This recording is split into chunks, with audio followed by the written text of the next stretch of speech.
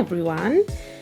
Actually, good morning for my case, and I don't know what time it is in the country or the time you're watching now, but I thought I will invite you to my desk, change the angle of the camera slightly just to make it feel a little bit different. So this is going to be about sharing something I have discovered recently and I have really enjoyed, and I think so many people could really incorporate this kind of interesting quick routine, art making routine, into your regular super busy routine. So what I have here is just a very small sketchbook, and I only done a few pages, but basically what it is simply finding way in your very busy day to create art. And because you reduce the size of the sketchbook, by all means it could be a bigger one if you're more comfortable working on a bigger or larger scale, if you have larger brushes, larger tools, catalysts, whatever it could be. Of course you can do it that way, but I find that the larger sketchbook I have, the more I feel pressure to fill up the entire page. But the smaller it is, the less pressure there is. So basically I do stages. I did a little post on my Instagram about it, but I thought I'll explain it in a video. So these pages take a few steps to finish, and I say finish, it could be interpreted in many ways. I could still go back and add something a little bit. In fact, you can see these sort of blue marks. I have added them after I have probably gone over this page 2 or 3 times, and I thought it was finished and I was happy with it.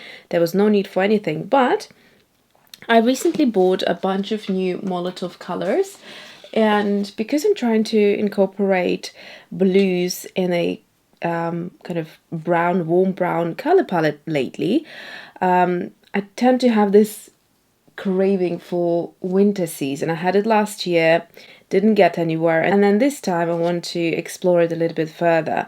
So because I had that new color, I thought these are the perfect colors, and so let me introduce some blues. So I think this was one of the Neocolor colors, and this is the Molotov. So I dotted it in there just to see how it is. And again, this is not about finished piece of art. It's not, I don't feel precious about it. I don't feel like I'm going to ruin something if I put something where I don't like it. For instance, here, I'm not too keen on this sort of area, but all in all, it's an experience, and it's something that brings you closer to something new, something that you would be possibly discovering, like a new technique or different art supplies layered or used together in combination. So that's all it is, and I thought I'll just share it with you. Same thing here. This page, actually I showed this page originally in a couple of videos, I think, where I was literally just swatching out my pastel pink peach colors, watercolors, and then later I also added a blob of acrylic paint. These are Neocolors, couple of the colors here, and then finally I've done the dots here as well of the Molotov, but like in a different color, just to see how it pops, whether I like the color palette and the textural effect, etc. So you know, I still could go back somewhere, scribble a little bit if I find I want to test out a different color or a medium. So these pages are in constant work, and I don't consider them finished or that I have to finish them, you know, or I have to put a mark and consider it done. No, I like to still be able, if I wanted at some point, go back and maybe put a few marks.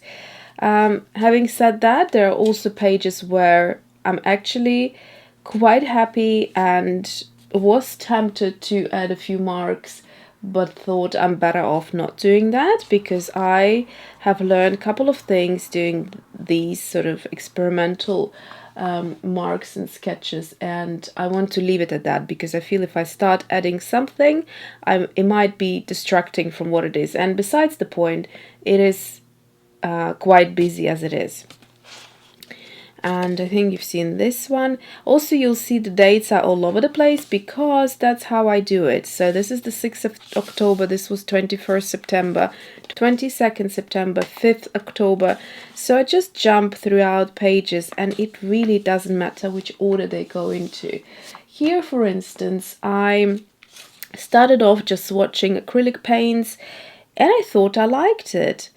But it was just like a standalone page, so I decided to add some botanical element to it, and that just became too busy. So I thought, okay, let me continue on this page and create a lighter color, and that sat much better with me, because I could see the botanical pop more, the colors are calmer, and yet I have some sort of texture going on here as well, which doesn't take away from the botanical too much, I find. Here it's just way too busy, way too overdone.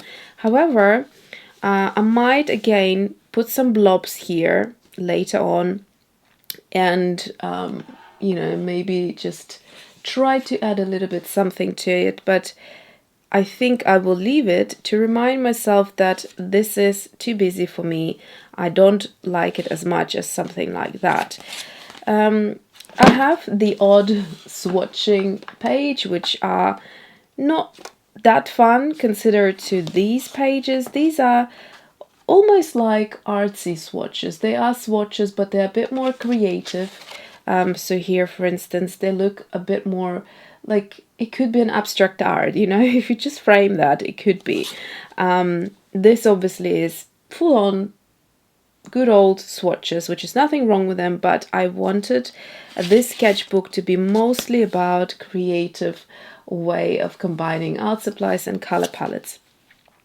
So what I've done here, this is just a green palette, but it's predominantly that kind of luminous, bright green, chartreuse green type of yellowy greeny color, and I have gone through all of my art supplies and different mediums and kind of picked out a few colors which I thought looked very well within this color palette, just to have a note to myself, you know, all the colors in one place. If I ever wanted to refer to one color or another color, for instance, swatching the Holbein chartreuse green from my 50s pastel set, I have realized that cadmium yellow lemon is slightly more on a yellow side, but they're very beautiful together.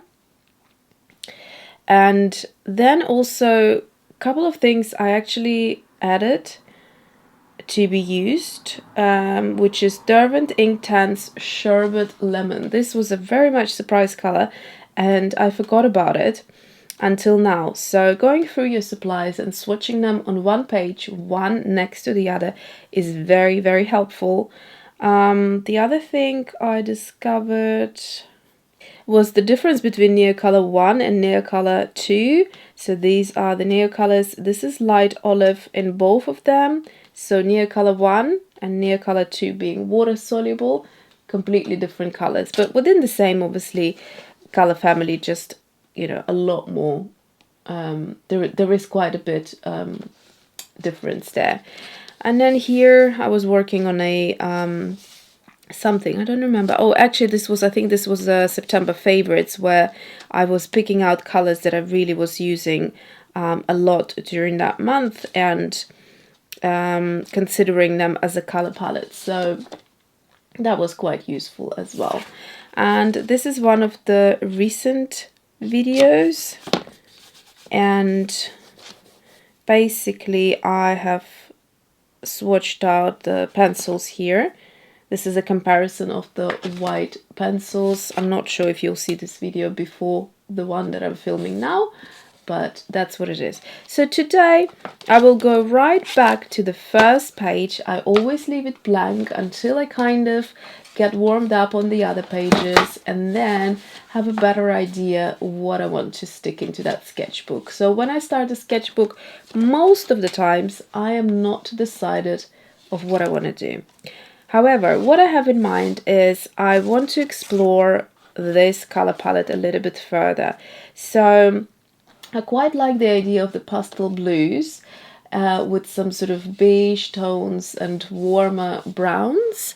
And for that, I will go through my art supplies and look through what I can find. So I know that I quite like this Molotow marker, and it's here. So that's the ceramic light pastel, really beautiful color. I'm considering of getting it in a finer tip so that I can create overlaid details like doodling. Then here I have my Caran Neocolor II, so these are water soluble, and there are a few colors here. Was it this color that I used? I think so. So I've got the same color, light cobalt blue. Yes, they're the same. One is water soluble and one is not. So I could try them. They have a slight difference in color. So I will remove these colors. And then of course, you know, things like this color would be quite nice in here. So what's this one? This is the English red. And maybe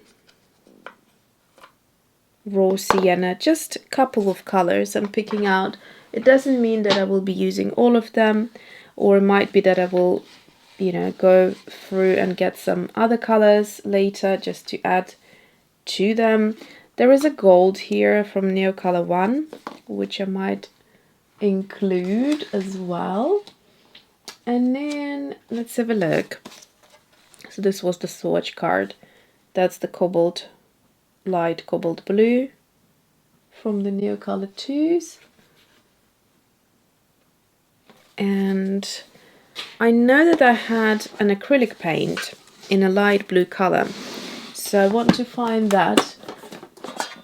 And it should be somewhere here. This was a set I bought a while ago. It's not here. And I'm hardly using most of these colors because they're a bit too much for me. There's a raw sienna that's very beautiful and a couple of the reds. But other than that, I'm much better off buying my own color palette, I realized. So it's not in here, so I'll give it a good little look. The other thing you can do is find a little tin and put colors in there that you're currently inspired by. So I did that with some of the chartreuse colors. These are really beautiful, similar colors, yet different enough to use in a, you know, piece of work, piece of art, where you can just explore similar color. Like this would be a good addition to it as well. The Magello leaf green watercolor and a couple of other things. I could still be adding. I mean, I have this Neocolor I, which is a light olive. That's a perfect match in here as well. So you can do that just to keep a nice color inspiration to yourself. All right, so I did find the heavy body acrylic by Liquitex in the light blue permanent. That's the color I had in mind.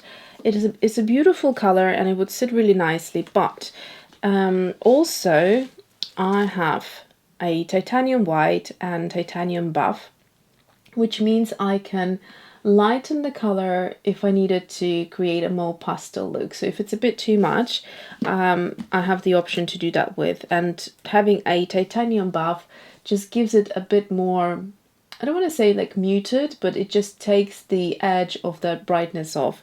So you can do that if you wanted to. I don't tend to use too many watercolors. If I do want to use watercolors in this sort of type of exercise, what I do is I just swatch out watercolors and leave them. That's it. I'm, not going back because they need time to dry, and you can't just start working on top of them, soon enough. So with acrylic as well, obviously it does need time, but things like gouache paint and acrylic, they dry slightly faster than watercolors. So it depends what you're doing. The less water you use with your supplies, the better, and the faster they will dry. So that's just something to keep in mind. Also keep in mind textures. If you wanted to create textures, use different mediums. Use maybe, catalysts or some sort of mark making tools, things like that would be a good fun element to create textures. So for instance, I've got some texture here, you can see that, and I use that just by applying the acrylic paint quite thickly just with a brush and sort of lifting it and creating these lovely marks here. So yeah, think about texture, think about different supplies, pull the colors together and start just simply with swatches. So there is nothing that you should be worried about, nothing you should be considering as how you want it to be looking as a finished piece of work. So I need some lighter tones as well, so I'll grab quickly those. So I grabbed just to show you, so here are some of my Holbein Acryla Gouache, and there are a couple of colors that I added recently new, so Pale Peach and Rose Sienna. They're really, really, really pretty. So there's some other colors that I could use, but I don't want to go too mad in terms of too many colors. So that's that. And then my Designer Gouache by Winsor Newton, that has a nice color variety as well. So I think I'll just add a couple of things. That probably should be enough. Golden ochre. I'll leave it at that for now. We have enough color variety, and I'll just start by simply swatching and just show you how I kind of approach a page that is completely blank. So I'll need a bit of water, mostly to wash my brushes off rather than diluting the paints. When I'm working with gouache or things like acrylic paints, I like them to be the most opaque. So that's usually what I do. So if the page is lifting up a little bit, I can just secure it like so. Okay, so the color palette, I want it to be mostly light with some aspects of darkness, which will come from the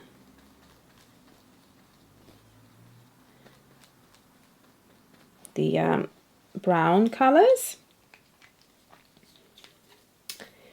And sometimes I go straight onto the paper.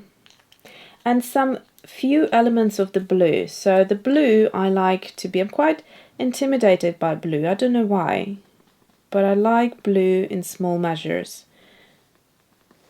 So here I'm just mixing the two colors on the paper slightly. And then just wash out my brush, and I'm going to add a bit of the gold ochre. So you can see it's a nice family of colors. They sit beautifully together.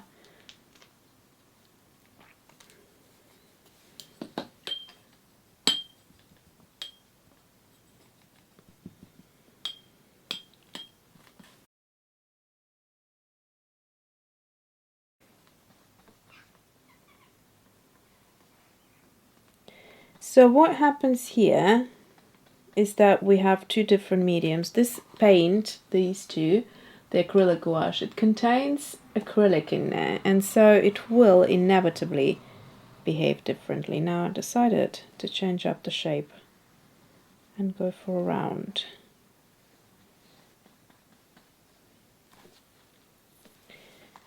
So let's now explore the blue and have a look. It's actually quite nice out of the tube without any mixing, so I'll use that.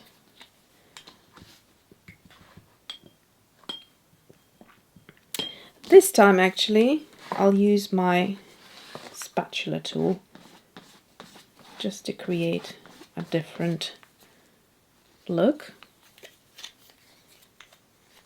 And if it's too thin and I want to build it up, I'll just get a bit more paint. Because remember, you can create texture, so if you create texture it will dry like that, and I actually quite like it. So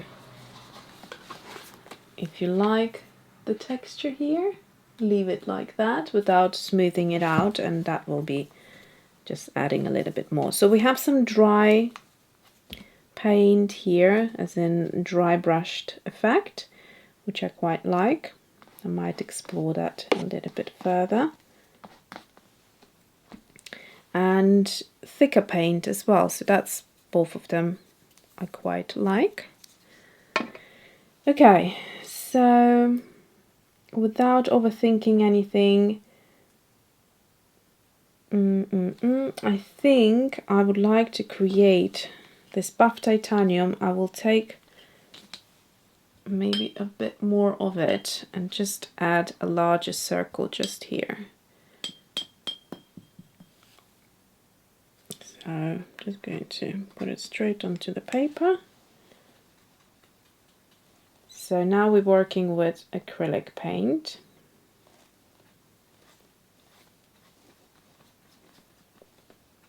I'm just going to overlay these objects a little bit and see how opaque it is. If I like seeing something through it or not. I might add a bit more just to build it up. So the paint underneath is not dry yet, so it's pulling up, and actually you could use that to your advantage and pull it up and mix it into the acrylic. So that was the Gouache Acryla.